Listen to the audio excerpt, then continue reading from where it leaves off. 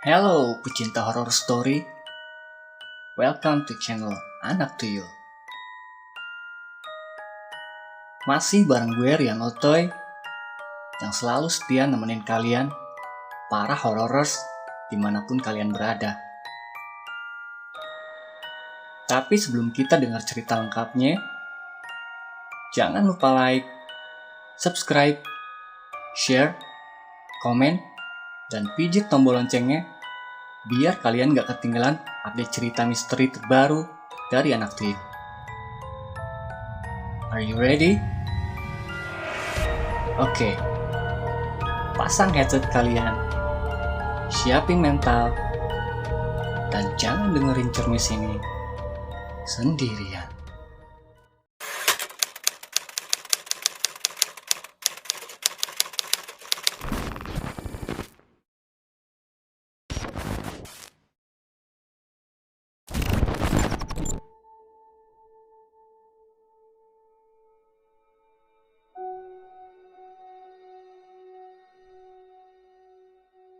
Pengalamanku ini terjadi saat aku masih menjadi residen super junior di salah satu rumah sakit pemerintah di kota sebelah timur Pulau Jawa.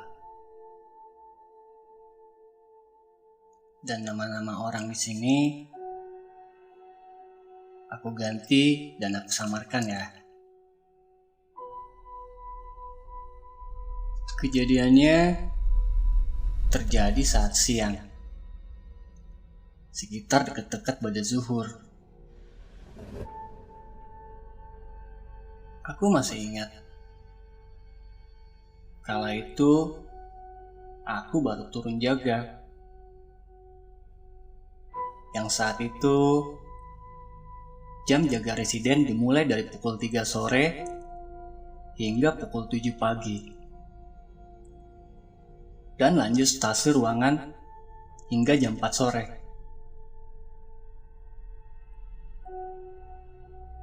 Sekitar pukul 12 siang, aku merasa kelelahan. Dan aku izin istirahat untuk tidur sebentar di kamar ganti perawat wanita. Kamar ganti perawat wanita ini tidak luas dan agak sempit. Ya, cukup menampung untuk 2 atau 3 orang saja.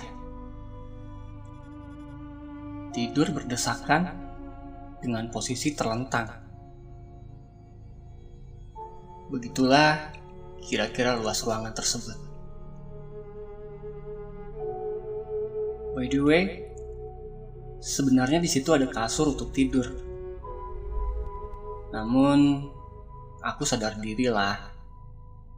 Sudah numpang di tempat orang, pas jamnya sholat zuhur, masa gelar kasur buat tidur 1 orang doang.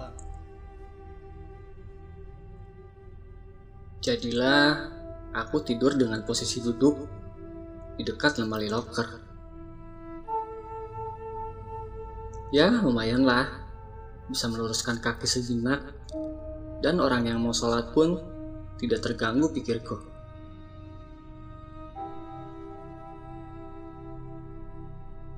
Tepat pukul 1 siang, aku terbangun karena Bu Hani. Yang kebetulan saat itu Bu Hani merupakan kepala ruangan. Dan dia menepuk bahu dan mengingatkanku untuk sholat zuhur. Saat itu, aku yang masih merasa ngantuk sekali, aku mencoba untuk menolak secara halus dan melanjutkan tidur. Jam 2 siang aku terbangun lagi. Kali ini karena Mbak Sinta. Mbak Sinta ini adalah seorang perawat. Dia dinas di pagi hari itu, yang akan pulang karena shiftnya berakhir, dan dia mau membekal loker yang berada tepat di sampingku. Lalu setelahnya, aku kembali tidur tetap di posisi duduk selonjoran.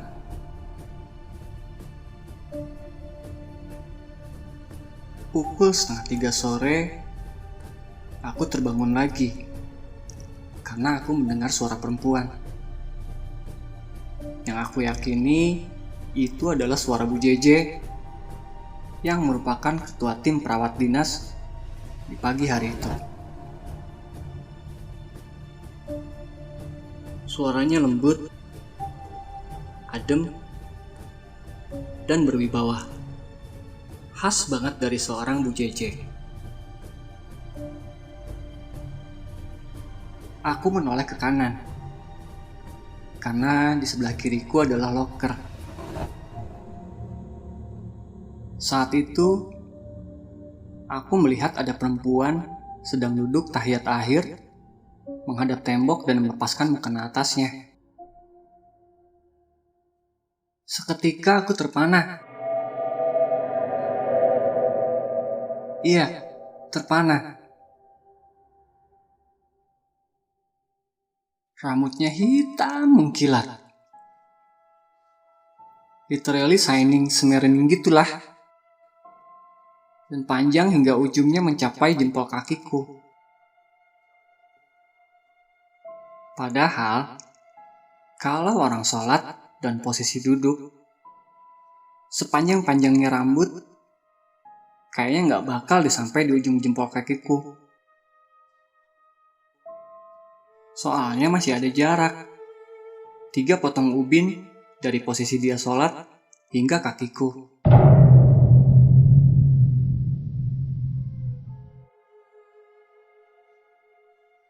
Seakan beliau tahu aku mengamati terus rambutnya.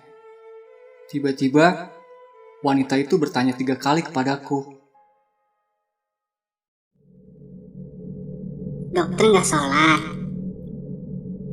Bentar lagi mau asar loh. Begitu katanya. Enggak mbak, nanti aja. Aku capek banget, jawabku. Lalu tanpa sadar, aku pun terus lanjut tidur sampai azan asar. Ya, kebetulan ruangan ini bersebelahan dengan musola rumah sakit.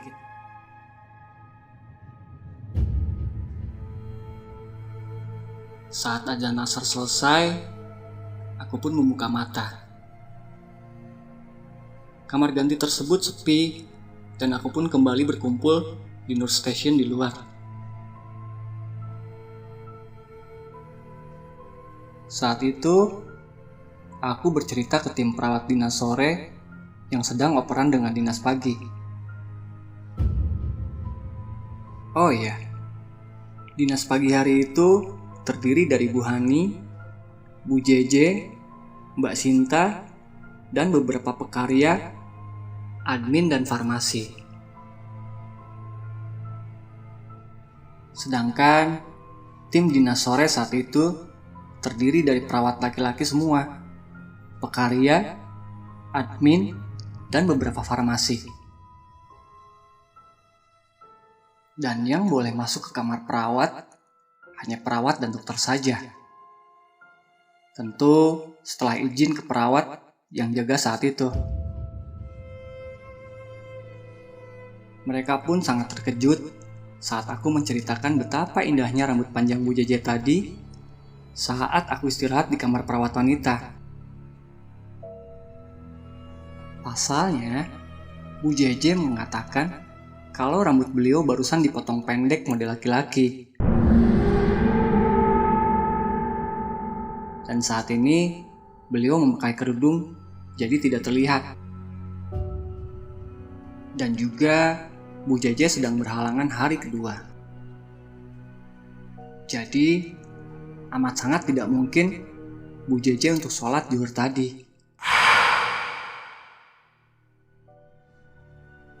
Bu Hani pun tadi mengatakan sedang ada rapat bersama tim gabungan rawat inap sejak tadi pagi. Dan Bu Hani sholat zuhurnya di ruang pertemuan khusus dan baru saja balik.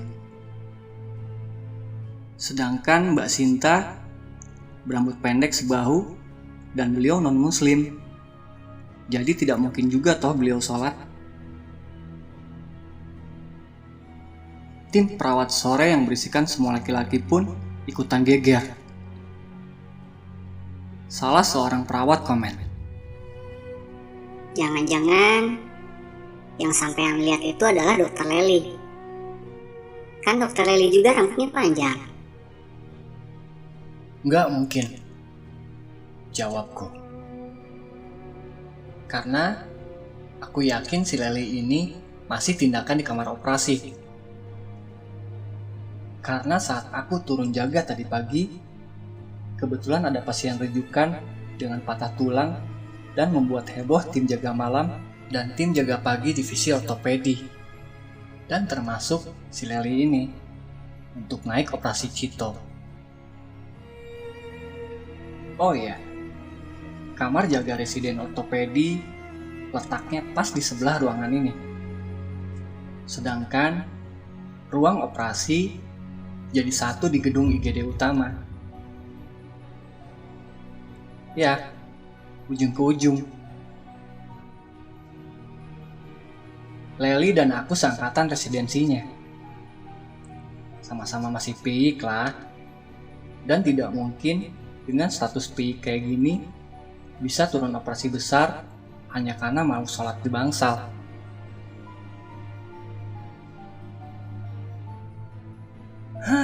Saat itu, aku diinterogasi bolak-balik kayak gini. Wajahnya kayak gimana? Ditoel? Disentuh? Dipegang gak sama wanita itu? Terus ngomong apa aja dia tadi? Lalu, aku sampaikan persis dengan apa yang terjadi dan apa yang aku alami tadi. Jadi, yang tadi itu siapa?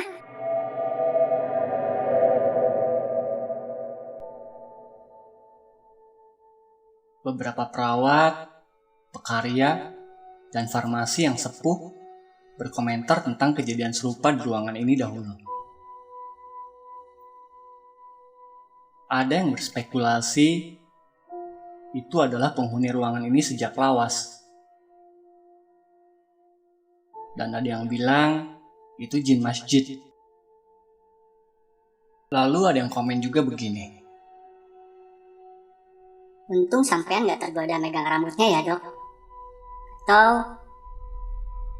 untung rambut Mbak E baru sampai di jempol kaki, bukan di leher, tangan, atau kaki gitu. Begitu komennya. Untung. Entahlah. Siapapun itu, terima kasih banyak sudah mengingatkanku untuk sholat.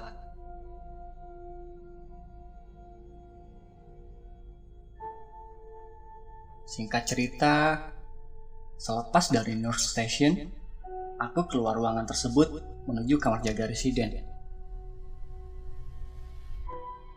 Sesampainya di ujung pagar, yang tiap ruangan ada pagarnya sebelum memasuki lorong utama rumah sakit. Aku menoleh ke pintu masuk nurse station tadi. Dan tiba-tiba, ada seorang perempuan duduk di atas troli obat. Tapi mukanya nggak kelihatan.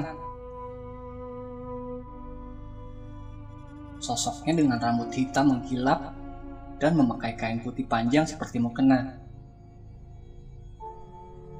Dia mengangguk padaku, dan aku balas mengangguk ke dia.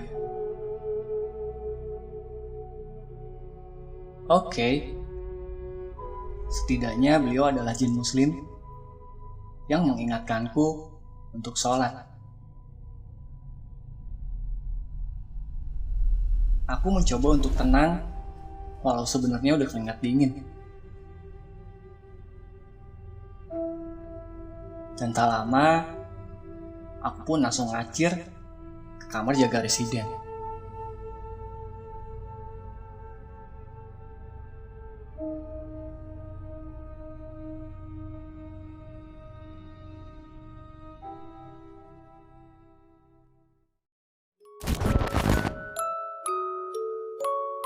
Sekian dulu cerita misteri di Anak Tuyul edisi kali ini. Buat kalian yang punya kisah atau cerita misteri yang kalian alami nyata, ataupun video hantu, kalian bisa kirim ke Anak Tuyul di sini.